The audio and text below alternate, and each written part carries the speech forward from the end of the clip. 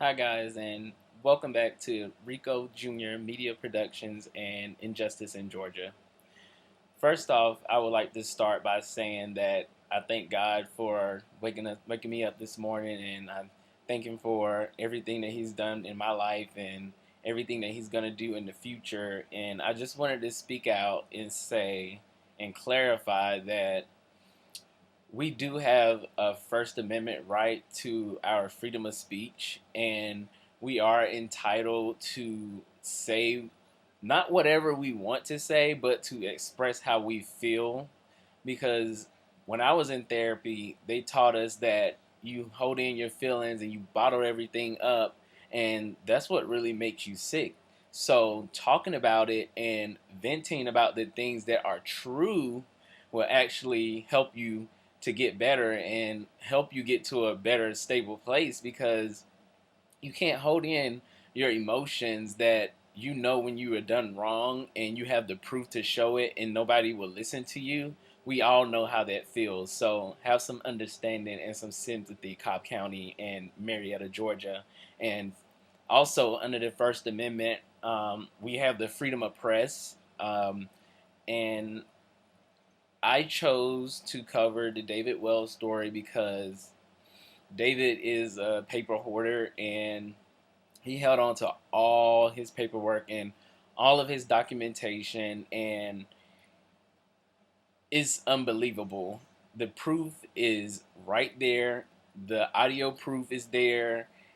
He has no reason to lie about anything he's talking about. I've seen all the evidence. Injustice in Georgia has seen all of the evidence, and it is overwhelming. And we want to get the word out about the Cobb County corruption scandal and how they conduct their business and how they do things behind closed doors. And if it takes Injustice in Georgia, everything in us to do that, then we will expose corruption, because at the end of the day, you guys are elected officials. You went on TV and you asked for people to vote for you to do justice, not injustice.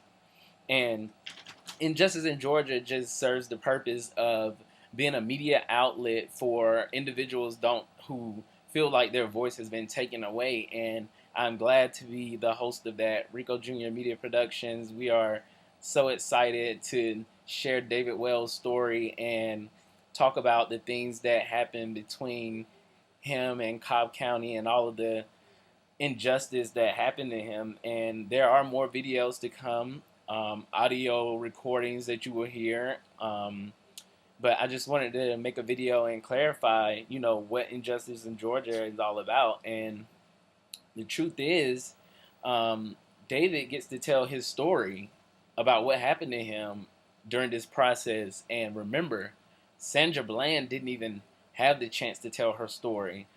I remember in the video, it was so sad that, she said, I can't wait to be in court. I can't wait for my day in court. And she never got her day in court. And David is still alive today. And for that reason, we're going to fight for justice. And David is not the only person that's suffering here. I know that there are a lot of people at Cobb Adult Detention Facility that are there wrongfully imprisoned, and they're under trumped up charges and things that just doesn't make sense. And we need to revisit a lot of cases and make sure that those cases were handled properly and that justice was served and that the law was followed in every aspect. And I just want to say this one last thing. You guys put David in jail for 10 days and you took away his life sustaining medication, and that is unbelievable that you guys would do that. And you bring him to the courthouse and you force him to take a plea so that he could get out of jail and live. And live. That was his only way to live. You guys forced him to take a plea and added all this extra stuff on there just to keep him stuck, just to ruin his career. And Injustice in Georgia is not going to stand for that. We are going to fight, and we are going to continue to fight till the end.